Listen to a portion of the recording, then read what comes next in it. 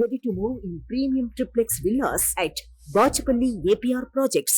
Telugu Desam party అధ్యక్షులు నారా చంద్రబాబు నాయుడు గారు మరొకరు ఈ రాష్ట్రానికి అన్ని విధాలుగా ముందుకు నడిపించడానికి సైనికుడిగా పనిచేస్తానన్న జనసేనాని పవన్ కళ్యాణ్ గారు వాళ్ళిద్దరితో పాటు వేదికను అలంకరించిన తెలుగుదేశం పార్టీ అతిరథ మహారథులకు జనసేన నాయకులకు మరి యొక్క బీసీ కార్యక్రమానికి రాష్ట్ర నలుమూలల నుంచి కూడా మీ మద్దతు తెలియజేయడానికి కథలు వచ్చినటువంటి మా సోదర సోదరిమణులు అందరికీ కూడా నా హృదయపూర్వకమైనటువంటి నమస్కారాలు తెలియజేసుకుంటున్నాను.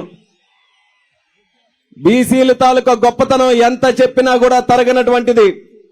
ఈ భారతదేశంలో ప్రతిరోజు కూడా ఒక బీసీ సోదరుడు సోదరిమణి కష్టపడితేనే దేశం ముందుకు నడుస్తుందన్నటువంటి విషయం మన అందరం కూడా తెలుసుకోవాలి. బట్ట పరిశుభ్రం చేయాలన్నా బీసీ, జుట్టు సరి చేయాలన్నా బీసీ, గుడి తలుపులు తెరవాలన్నా బీసీ, బడిలో పాఠాలు చెప్పాలన్నా బీసీ, పొలం దున్నాలన్నా బీసీ, బలంతో బస్తా మోసే కలాసి బీసీ, అలాగే పంచభూతాలను సైతం వాళ్ళందరినీ కూడా ఉపయోగించుకొని వృత్తిని ముందుకు నడిపిస్తున్నటువంటి సోదర సోదరీమణులు మన బీసీలు.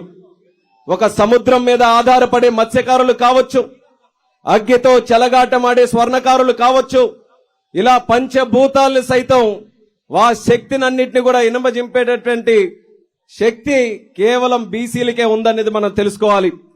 అటువంటి బీసీలు స్వాతంత్రం వచ్చిన తర్వాత ఎంతో మంది పల్లకలు మనం అందరం కూడా మోసాం. కానీ మొట్టమొదటిసారిగా పల్లకి ఎక్కే అవకాశం కల్పించిన ఏకైక నాయకుడు విశ్వవిఖ్యాత నట సార్వభౌముడు స్వర్గీయ నందమూరి తారక రామారావు గారిని తెలియజేసుకుంటున్నాను.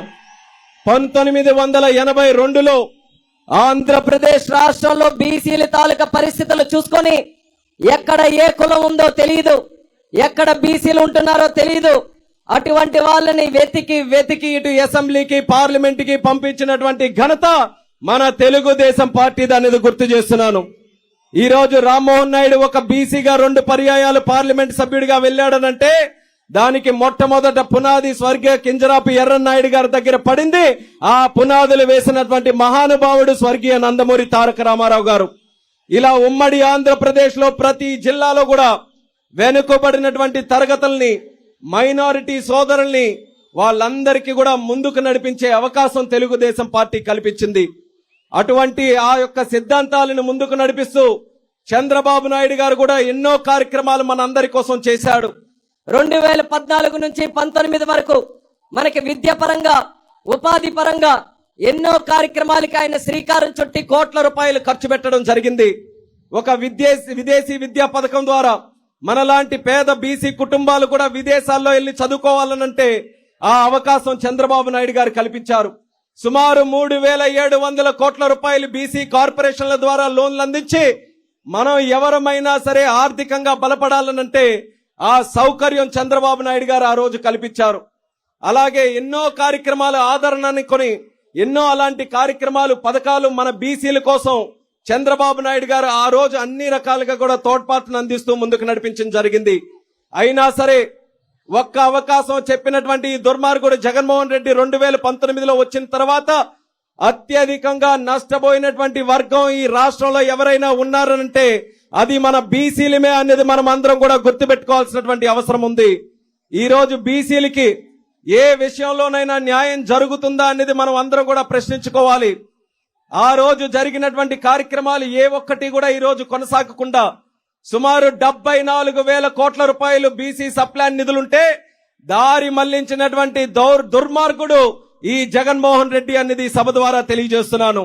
అలాగే ఎన్నో కార్యక్రమాలు, విదేశీ విద్యను ఆపాడు, లేకపోతే మనకు కావాల్సిన ఆదరణ పథకాలు లాంటివి ఆపాడు. బీసీలకి కేవలం 54 కార్పొరేషన్లు ఏదో చేశామని బడాయి కొట్టుకుంటున్నటువంటి నాయకుడు కనీసం ఆ కార్పొరేషన్లకున్న చైర్మన్ల దగ్గరికి ఆ బీసీ సోదరులు వెళ్తే కప్పు టీ ఇవ్వడానికి కూడా డబ్బులు లేనటువంటి కార్పొరేషన్లు ఇస్తే ఏంటి, లేకపోతే ఏంటనేది కూడా జగన్మోహన్ రెడ్డికి సందర్భంగా ప్రశ్నిస్తున్నాను. అటువంటిది ప్రజలు మీరందరూ కూడా తెలుసుకోవాలి. బీసీలు నమ్మితే ప్రాణం ఇస్తాం, అదే నమ్మకం ద్రోహం చేస్తే తాట తీసి నార తీస్తామనేది కూడా మనం రేపు ఎన్నికల్లో మనం అందరం నిరూపించాలి. దానికోసమే, ఆ చైతన్యం కోసమే ఈ రోజు ఈ సభ నిర్వహిస్తున్నాం. దయచేసి బీసీలు మీరందరూ కూడా నడుం బిగించి పోరాటం చేయాల్సినటువంటి అవసరం ఉంది. ఎందుకనంటే మళ్ళీ మాయ మాటలు చెప్తూ ముందుకు వస్తున్నాడు. ఏమని? నా బీసీ అని చెప్తున్నాడు. అసలు నా బీసీ అని చెప్పుకునే అధికారం ఆయనకుందా అనేది ఈ సందర్భంగా అడుగుతున్నాను. పార్లమెంటులో ఉన్నారు, అక్కడ ప్యానెల్ స్పీకర్ గా అవకాశం దక్కితే లోక్సభలో ప్యానెల్ స్పీకర్ మిథున్ రెడ్డి గారికి చేశారు. రాజ్యసభలో ప్యానెల్ స్పీకర్ అధికారం వస్తే అక్కడేమో విజయసాయి రెడ్డికి అక్కడేమో ఆ పదవిని అప్పచెప్పారు. అదే తెలుగుదేశం పార్టీలో ప్యానెల్ స్పీకర్ కాదు, స్పీకర్ గా అవకాశం వస్తేనే దళితుడు బాలయోగిని కూర్చుంచినటువంటి ఘనత మన తెలుగుదేశం పార్టీదని తెలియజేస్తున్నాను. ఒక కేంద్ర మంత్రి అయ్యే అవకాశం వస్తే ఆనాడు బీసీ నాయకుడిగా ఎర్రన్నాయుడు గారిని కేంద్ర మంత్రిగా చేసినటువంటి ఘనత మన తెలుగుదేశం పార్టీదనేది నేను గుర్తు చేస్తున్నాను. అటువంటిది నా బీసీ అని చెప్పుకునే అధికారం ఈ జగన్మోహన్ రెడ్డికి ఉందా అని తెలియజేస్తున్నాను. నా బీసీ అని అంటున్నాడు. మరి అమర్నాథ్ గౌడ్ 9వ తరగతి చదువుతున్నటువంటి ఒక బీసీ బిడ్డ నిర్దాక్షిణంగా చంపేయబడితే ఏ ఒక్క విషయంలో కూడా జగన్మోహన్ రెడ్డి పల్లెత్తి మాట కూడా అనలేదు. నా బీసీ అనే అధికారం ఆయనకుందా అని సందర్భంగా ప్రశ్నిస్తున్నాను. ఇలా చెప్పుకుంటూ పోతే ఎన్నో ఉదాహరణలు ఉన్నాయి. ఆ ఉదాహరణలన్నీ కూడా ఈ రోజు మన కళ్ళకు కట్టినట్టుగా కనిపిస్తున్నాయి. దానికి బీసీలుగా మనం అందరం శిక్ష విధించాల్సినటువంటి బాధ్యత మనందరి మీద ఉంది. అందుకే రేపు ఎన్నికల్లో మీరందరూ కూడా చైతన్యవంతులై ఉత్తేజవంతులై ముందుకు రావాలి. ఒక్క విషయం మీరందరూ కూడా గుర్తుపెట్టుకోండి. బీసీ ఆట తెలుగుదేశం, బీసీ పాట తెలుగుదేశం, బీసీ మాట తెలుగుదేశం, బీసీ బాట తెలుగుదేశం, బీసీ ఆశ తెలుగుదేశం, బీసీ ఆశయం తెలుగుదేశం, బీసీ జెండా Telugu Desam, BC agenda Telugu Desam, BC ప్రాణం తెలుగుదేశం అన్నది రాబోతున్నటువంటి ఎన్నికల్లో మనం అందరం కూడా నిరూపించి తెలుగుదేశం జనసేన పార్టీ కూటమి ఏదైతే ఉందో బీసీలుగా మనం అందరం శిక్ష విధించాల్సినటువంటి బాధ్యత మనందరి మీద ఉంది. అందుకే రేపు ఎన్నికల్లో మీరందరూ కూడా చైతన్యవంతులై ఉత్తేజవంతులై ముందుకు రావాలి. ఒక్క విషయం మీరందరూ కూడా గుర్తుపెట్టుకోండి.